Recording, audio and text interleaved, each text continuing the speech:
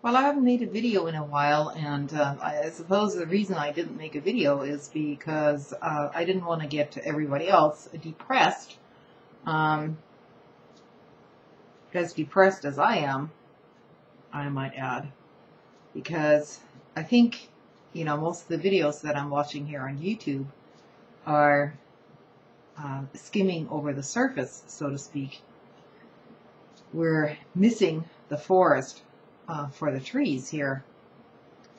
We're focusing on certain events, and all of them are in some way, interconnected. On the one hand, we have the new threats of war against Syria and Iran simultaneously. So this is about, the whole geopolitical dominance of the Western political elites in opposition to, let's say, Russia and China, mostly China, for geopolitical dominance. So that's what that's all about. It is about resources and resource wars down the line. Never mind that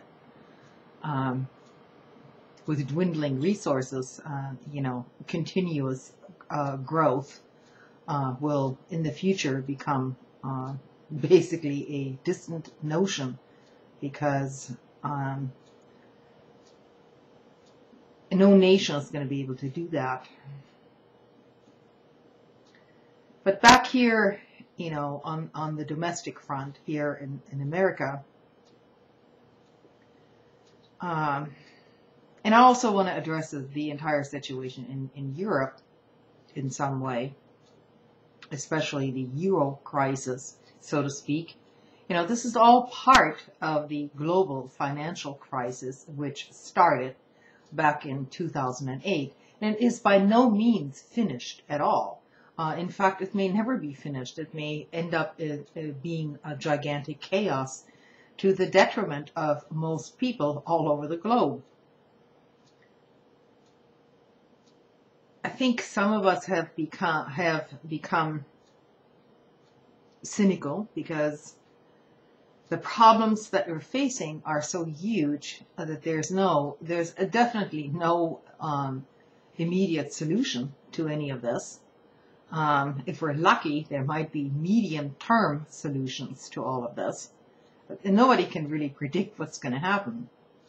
But let me get to the point. We're now at a crossroads where essentially we have a situation in which our republic and our, let's say, democratic republic, okay, it was founded on somewhat democratic principles, after all, is essentially no longer in existence. What we have here is a global situation in which the banks, or shall we call them investment banks, which should have never been mixed with community banks to start with, but where the global investment banks and investment houses have basically their tentacles into everything, including defense contracts, financial instruments, and so on. And the motivation for getting more and more, this type of greed is what we call it, has resulted in a situation where those banks made some very foolish investments, and coupled, you might add, with outright fraud. Okay? So the people, or rather the organizations which made these investments, needless to say, don't want to, they don't want any write-downs. They don't want to admit that all of this is happening, which is why they're kind of reneging on everything. So instead of saying, hey, let's write all this off and start from a clean slate, no, absolutely not. So what we have is a situation where the banksters and international oligarchs are now basically in full control of most of our Western governments. And of course, the perfect example now, and this is just the start of it, by the way, it will spread, talk about contagion. It's happening everywhere. The perfect example is Greece and Italy now. And there is no longer even any pretense of the international banking system, finance system, to even make any pretense of saying that any kind of democratic government can even exist. I mean, it's basically an impediment to them. But the people's will does not matter to them one bit. All they want is their money back. They don't want to lose any money, period. And they're not about to take, what they call a haircut, They want the will of the people basically eliminated from the picture. And so what you have in Europe going on now is you have a situation which is essentially already taking place here as well, but you have a situation where actually bankers, high financiers, are not elected as heads of government. No, they're appointed. They are appointed, basically. So this is what's happening in Greece, and that's what's happening in Italy. All of these people, I should say those two people, in charge as prime ministers of both of those countries now, are not elected officials. They are appointed. So there's no longer even any pretense of democracy here. Okay, so that's number one. And these individuals are, they're called technocrats, presumably a very benign term, but who they're really working for is in the interests of the bankers who are about to lose their hide. And they're going to make the people pay through austerity programs and so on. So there's no longer even any pretense of democracy, either in Greece or in Italy. And this will spread, Here in the United States, we have a presidency which is completely beholden to the financial industry, namely Goldman Sachs and others. And this is the same picture is happening, in Greece and Italy and elsewhere. So you can slowly start to see who is really in charge of governments now, because it certainly isn't the people. So what we're facing is, and despite demonstrations and several uprisings and so on, you can see this happening in the Middle East. There are genuine democracy movements rising up, immediately being undermined by the big financial players because they have their tentacles and everything. And so what we're seeing is essentially a financial dictatorship, a global financial dictatorship emerging. And I'm afraid this is no joke, because it will have very, very serious consequences for all of us.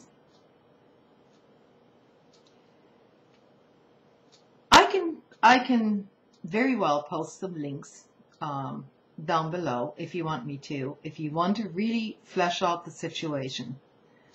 But this is where we're headed. And right now, there is absolutely no opposition movement that can succeed in the short term in stopping this.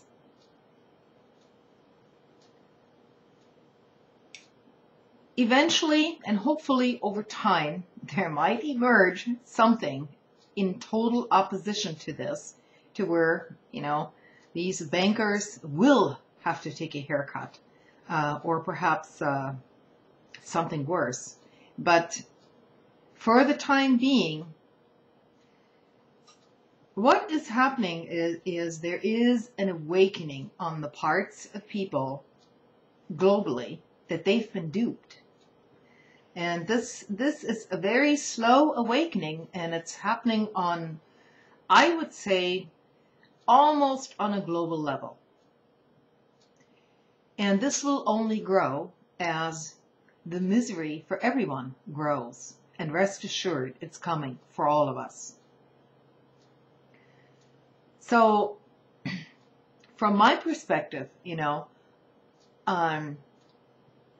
what is going on in the American election system, this kabuki theater between Democrats and Republicans and so on, is merely a sideshow to all of this. We're missing the bigger picture here because our government is no longer controlled by the people at all. All of this is merely theater to make you believe that you still have a voice in something when it is actually the reverse. You don't have a voice at all. And for that to be restored, some of us were talking about, being the sitting frog in the water pan when it's starting to boil. Well, guess what? The pan has already boiled over, and the frog has been cloned. The frog didn't die. It's been made into something else, namely a compliant citizen who still believes that the water isn't boiling. So, I don't know what the answer to all of this is, but all I can tell you is that we're facing some pretty hard times ahead, all of us, except of course for the 5% up top.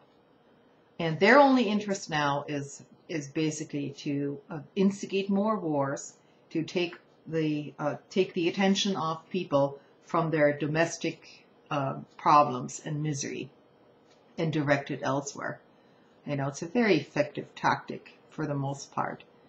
I wonder how that will all work out, though, once the Western powers, so to speak, are once they actually decide to attack Iran, because that's gonna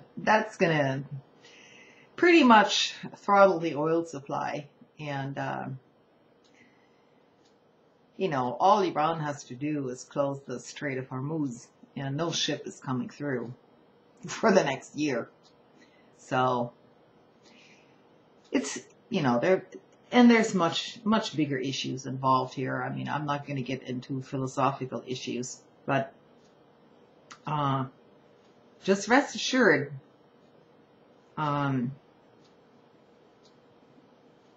there are no easy solution to this at this point. It's going to take a long time, possibly generations, because what we're witnessing is the dismantling of 100 years or more of social progress for ordinary people.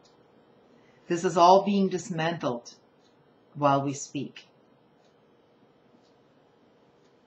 In some countries faster than others. And it will surely happen here. So I guess that's why I didn't want to make this video, because I hate it when I have to tell people depressing things. But, just turns out to be that reality is depressing at times. And I think it's best to prepare for the worst. I'm not even sure if I can say good night.